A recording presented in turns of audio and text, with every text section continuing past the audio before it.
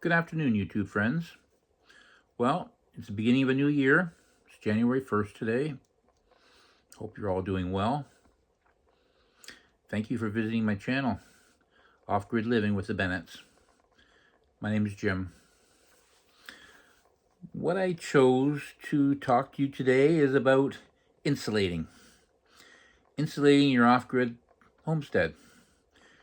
Either you've got it insulated, or you haven't, or you're thinking about it, or you wish you had thought about it. But I'm going to give you some pros and cons, and I'm going to give you my take on it. I may not necessarily have all the right answers, but from my experience and from what I've seen, this has worked good for me. So my original build, I didn't insulate the floor. I wished I had have, but I didn't. So my feet are always cold. So since then, I have insulated it. I just did it last week or a couple weeks ago. My new addition that I just had built, I got it insulated while it was being built. So how did it insulate? Here's the question. Okay, so the answer to this is that you can insulate with fiberglass bats, or you can insulate with spray foam. Spray foam, you've got open cell spray foam, and you got closed cell spray foam. Pros and cons. Open cell spray foam has a little bit more sound barrier to it, but the R value is basically only 3.5 to 4 per inch, whereas closed cell spray foam is 6 to 7 R value per inch. Also, closed cell spray foam is a lot stronger, rigider, not as much movement, and it basically at 1 inch is waterproof, which is awesome for a basement wall. For instance, if you got a leaky wall and you've done all your outside preparation, it really does help reduce water seepage, whereas the open cell is not waterproof at all. So you've got 2x6 steading normally under your floor. You can put fiberglass insulation in there. Fiberglass insulation will fill that cavity totally. And then you can put a thermal barrier, which is basically a 6 mil plastic stapled up. Now, when you're talking, let's go back to spray foam again. If you get 1 inch of spray foam open cell at 3.5 to 4, or if you get closed cell spray foam at 6 to 7 per inch, then that's really not a lot of insulating value, unless you do multiple inches, 2 inches, 3 inches, 4 inches, whatever you choose to do. Whereas if you buy bats, fiberglass bats, that would fill that cavity, and that would give you an R value of 20. So in order to get up to 20 with, say, a closed cell spray foam, which I would recommend over an open cell spray foam, you'd basically have to go 3 inches. So average for spray foam closed cell, you're looking at $1.70 a square foot per inch. So if you were to go, say, 3 inches, you'd be $5.10 per square foot. Whereas if you did our 20 bats, you're looking at $1.50 a square foot. total. So spray foam is quite a bit more expensive. Another advantage over spray foam, though, is that there's no way you can get any air leakage around it. Whereas with bats, if you don't put it in properly, then you will get leakage. Wind will find a way to get through. You've felt walls before where you felt the wall plug and you feel the cold, or around the windows you feel the cold. You will not get that with spray foam. And you may not get it with fiberglass bats neither, as long as you do it properly. Now, I chose to do the spray foam, closed cell spray foam, at $1.70 a square foot times 2 inches on my floor. The reason I chose to go spray foam is because rodents don't damage that.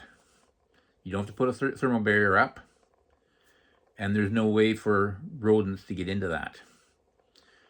With bats, with fiberglass bats, they'll find a way to get through your thermal barrier, and they'll find a way to get into your insulation. They always will. The mice will get in there, raccoons, skunks, whatever you've got in your neighborhood. Now, I'm sure some of you are saying, no, they won't get in because I've got it figured out. Well, maybe you do. You know, I don't know. I don't have all the answers. But if you put enough time into it, you can maybe figure out how to keep the animals out with bats, fiberglass bats, and with a thermal barrier. I know I once had a house and I gutted many of the inside walls, and I put my insulation in and I put my thermal barrier, and I had it sealed up tight. And you know, I'm sitting there at nighttime, late at night, and I can hear something inside the wall, probably a mouse chewing away. They need a very little bit of space to get in. So I chose under my floor to do closed cell spray foam. However, in my walls, because it's a new build, I decided to put fiberglass bats. Because let's face it, at $1.70 a square foot times 2 inches, you can pile a lot of money into insulating. And so at 2 inches in my walls, that only gives me an R value of 14. Well, I'd rather have an R value of 20. And so having that at less of an expense. I know the rodents aren't going to get into my floor underneath because they can't go through the spray foam. They won't want to go through the spray foam. And I don't necessarily need to have it insulated super, super well, because if I skirt my place in, then the wind won't be in there, and it's just going to work out fine for me.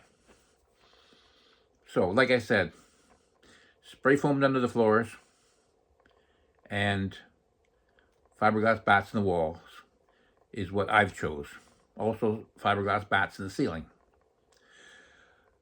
Now, if I had lots and lots of money and this was my home and I knew I was going to stay here forever, then yeah, just spray foam the thing and get it done. But that's not the case.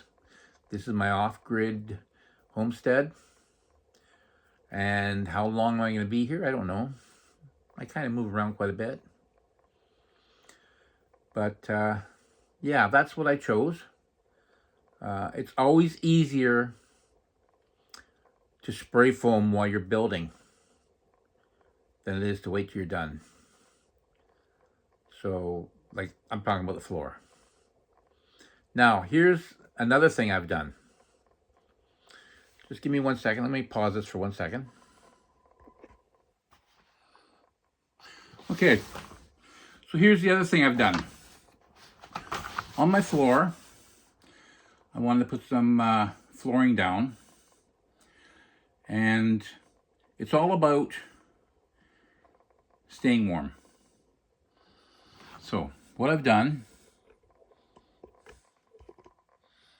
is, if you look down here, you'll see this here.